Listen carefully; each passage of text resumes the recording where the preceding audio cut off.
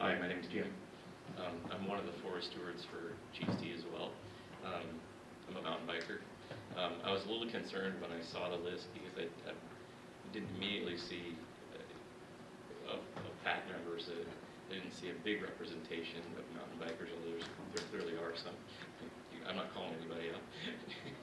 But after hearing all your qualifications, I'm encouraged actually. I think that it's a good group, and I think this is a well-run meeting, and that gave me some encouragement. I do agree that I feel like there should have been representation for New Rainier Vista because that's the largest community adjoining it with the highest density, and those are the kids that we want in that forest riding bikes. That's why we're pulling weeds in there. So that's all I have to say. Thank you. Bill, Trinan, Pat, Moto, I can't read that handwriting, and Cameron, Justin. Bill? My name is Bill Trinan. I live in the Lockmore neighborhood, just above Cheasty North, or Cheasty Mountain View. Been volunteering there for 10 years, even back before the current group was, when I tried to get the neighborhood to pull vines down off the trees and didn't get many out, but we did it. There seems to be, I think, a little bit of a tone that maybe the Cheasty green space as a whole should be protected and access should not be given. And so I want to read something that was written by John Olmsted, who wrote the Comprehensive System of Parks the Comprehensive System of Parks and Parkways the City Council approved in 1903. And what he said was that, and I quote, "The primary aim should be to secure and preserve for the use of the people as much as possible of these advantages of water and mountain views, and of woodlands, well distributed and conveniently located." The plan for Cheasty was for people to use it, and I encourage this committee to allow us to use it, because me and my kids love it. Thank you, Bill. Pat? Pat Morton.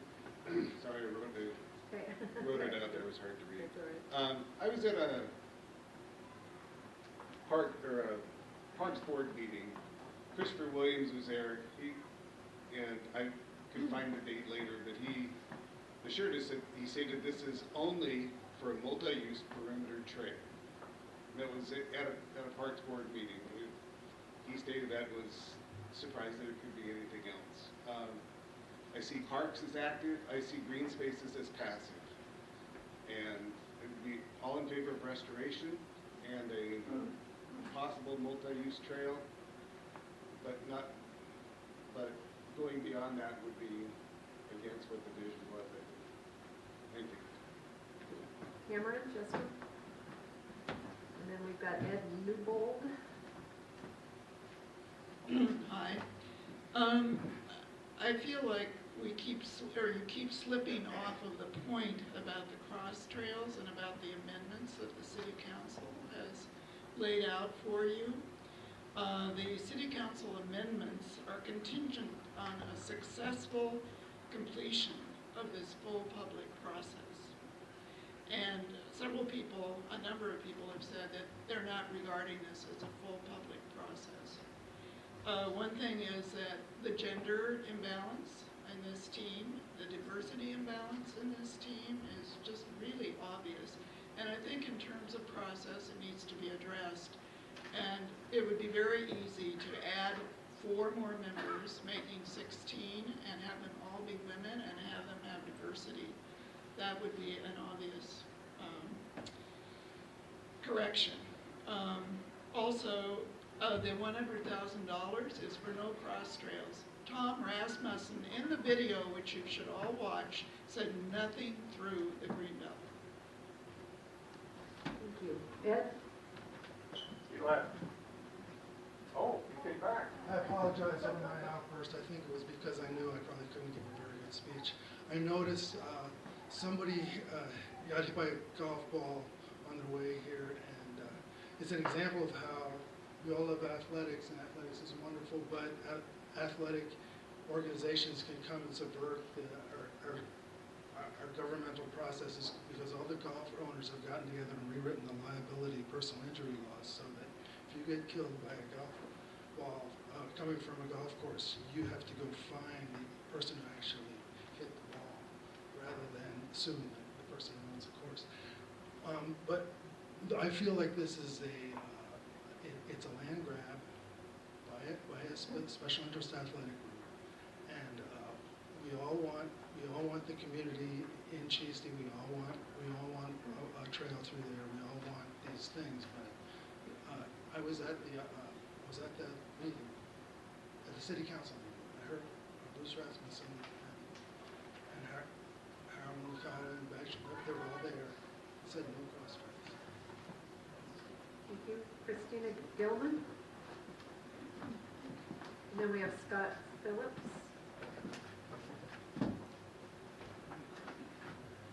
I'm Christina Gilman. I've lived in Rainier Vista for 8 years, and I'm terrible at public speaking, so forgive me. My neighborhood is bordered, as you saw, on the west side by Cheasty for several blocks. I'm disappointed to see that although I know some of my neighbors applied for these positions, nobody from my neighborhood is here. We have no voice. Cheasty is a block away from my house. I have to look at it. There's a chain link fence and a pile of blackberries. It means I can't get to those woods. My family can't go for a walk there. There are 300 families that live in New Rainier Vista. And we can't get there. Due to the physical barriers and this unsafe reputation, there's trash, there's encampments, there's prostitution, and SPD goes looking for dead bodies on occasion. We don't want to send our kids there. A healthy urban forest needs maintenance and care. I want these woods to be restored so they are a benefit for years to come. I want a robust trail system within a healthy, thriving Cheasty with separate trails for pedestrians and bicyclists. I want an access point from within New Rainier Vista. I want to be able to take an evening walk in the woods at the end of a crazy day. I want to be able to send my 9-year-old daughter out to run and play in the woods and know she can get there without crossing an arterial street and being hit. And I want to know that when she's there, she won't be attacked or molested.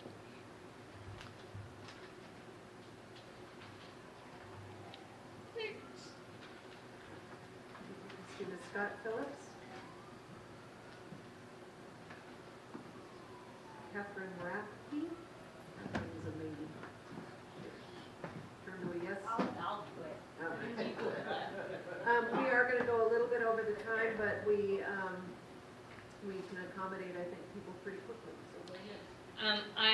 I live in the neighborhood adjacent to the Cheasty Mountain View, and I've helped out with the restoration there, and I've lived on Beacon Hill for 12 years, and I've seen the transformation from a wild, dangerous, dark woods to what now is, as far as I can tell, as close as we can get to what it really should have looked like before all of the transports came from Europe and took over, and it's a wonderful place, and it's glorious. And I came tonight because I got wind of a lot of negative feedback about this project, and I don't quite understand it. I don't know if it's a proprietary thing, like this is their backyard, that they really don't want people to come in. I know there's lots of reasons for keeping it pristine and stuff, but the restoration I've seen so far, to my understanding, has been wonderful, and so I'm not sure about the viability of that.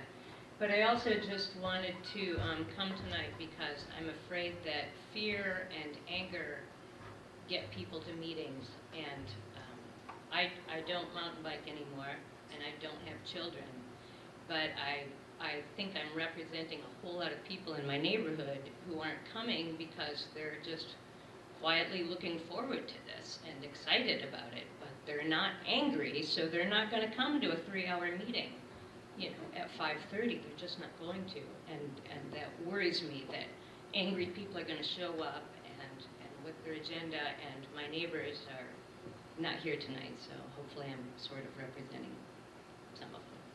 That's it. Thank you. Patricia Newman, Mark Holland, and Mira. Patricia? Yeah, hi, Patricia Nauman. A couple of comments. One, in talking about using other parks for evaluation purposes, see what happened there. You gotta remember, I can't speak for the other parks, but here it's an environmentally critical area, both for wetlands, habitat, slopes, slides. Geotech is going to be a big part of what you look at, I hope. Another thing, and I can give you the document, the city council has been mentioned here. The city council delayed movement twice on the 100,000, and they conditioned it. And before they did that, they put out a questionnaire, or some of them, to parks, and parks answered. And one of the things that Christopher Williams has in writing is there will be no phase 2 or 3. And I'm assuming that that was taken into consideration when the council moved forward. Also, watch out, because the Parks Board, and I got all over Tierney about it, asking, if you look at the January 11th video, Parks gets that it's a 12-month evaluation period before the policy changes. Quarterly, seasonal review, and then 12 months, and that still stands. Despite what we hear about three years, it's 12 months. Check it out. Thank you. Mark? Hello, my name is Mark Holland. I live in Beacon Hill, and I guess I'm the reason the police are here, apparently. I'm a scary guy. I'm from Chicago, and I kind of have a direct way of speaking, I guess, to put some people up. In any case, first I want to address this idea that mountain bike parks are going to stop homelessness and graffiti and garbage. This is Colonnade mountain bike under I-5 in Eastlake, and as you can see, there are homeless people living inside the structures that have been built there. I was there about 2 hours. I took pictures, and I saw about 2 mountain bikers and many homeless people, and normal people just kind of walking through. So I really don't think that they're necessarily going to stop these problems. And I also have I have this vegetation management plan map, and thank you, Derek, for bringing this up. But what this shows is that there's a wide variety of conditions in the Cheasty Forest, and this is represented by all these different colors. The yellow is ivy, the green is called quality habitat. As you can see, it's a significant portion of the northern section, and it's 75% and above native plant understory, which is ideal for native animals. So I would say that I would like you all to read the vegetation management plan end to end, as I have, and take a look at these maps. It's all on Seattle.gov, and I have many materials at the back of the room, so if anyone wants to stop and spend a few minutes and take a look at things, I'll be there for you. Thank you. Mira or Myra?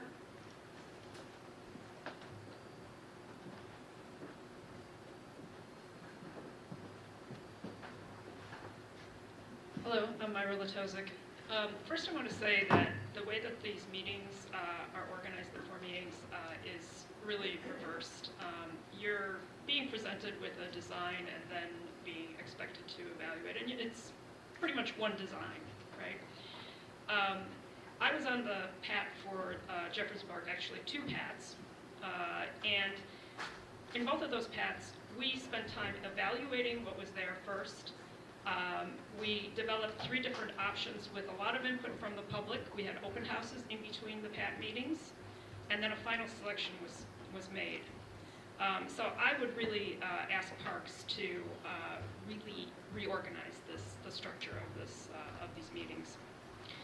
And one thing I'd like to say is that you're being asked to make a decision not just for Cheasty, but for all of Seattle green spaces. This is a roadmap for the future. So I'm going to ask you to be really cautious with what's happening. Get the tech data. Your decision here is going to affect all of Seattle for a very long time. So please take this very, very seriously. And I'd like to speak I'd like to speak for kids who maybe want to enjoy the woods and understand nature in a different way than they might on a bike, that they might want to explore it quietly. An experience I had, I walked in Cheasty, and we were walking very, very quietly, and there was a spotted towhee about 12 to 15 feet on a tree above the forest floor. And we were very quiet and still. We stopped when we saw him, and yet he was very, very upset by our presence. It took a good 10 minutes before he accepted that we were there, and we stood absolutely still. So our children who are interested in birds, who are interested in exploring nature that way, are they going to be able to have that experience of seeing a spotted towhee fly down into the forest floor, into the duff, and grab leaves to build its nest? What is the environment going to be like when there's trails crossing through the middle of the forest, and when there's a skills area and people having kind of, enjoying it in a more adrenaline rush kind of a way? Is the experience going to be the same? We don't have a lot of green space, natural area like that in Seattle. Only 14% of what Parks owns is like that. We have a lot of recreational area already. Why do we need to take the last few places and, make them into what we already have? We should preserve the little spaces that we have and really, really cherish them. Thank you. Okay, we have two people left, Stephen Benson and A.D. Knox. Step in left. A.D. Knox? I'm Knox. Is Benson here? Nope. It's appropriate that I be last because I'm a carpetbagger. I live on Thornton Creek, which is in the northeast quarter of the city. 12 and a half square miles of drainage up there. Parks' underlying philosophy has a fatal flaw in it, which is driving this process, and that is that for any park-owned property to meet its objective, it has to be developed. We don't let people in the Seattle watershed for a reason. There should be no human invasion of some of our green spaces.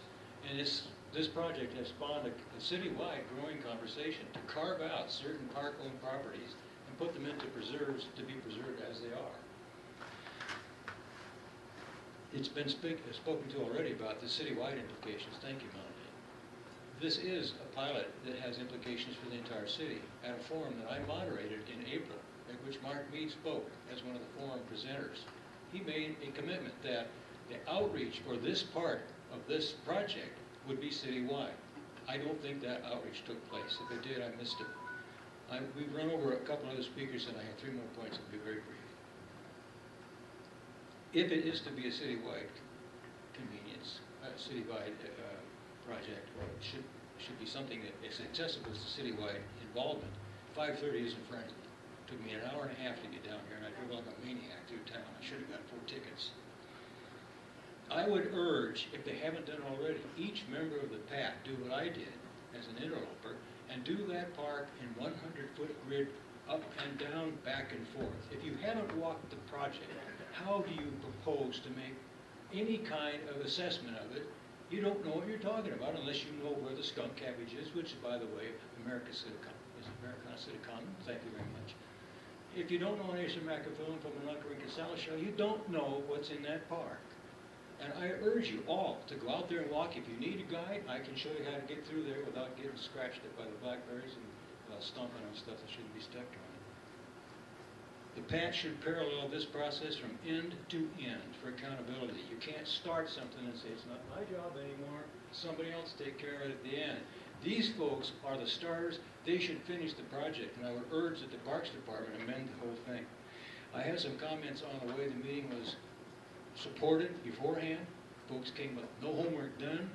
We're presented with some pictures and some stuff, and some people have seen the videos and some people haven't seen the videos. I would urge the support for this project to take another look at what is presented here beforehand, so when people come here they can talk about what they already know about. Thank you. Okay, Thank you, everyone, for being willing to stay a little bit longer. Really appreciate that. And we'll be in touch. Our next meeting is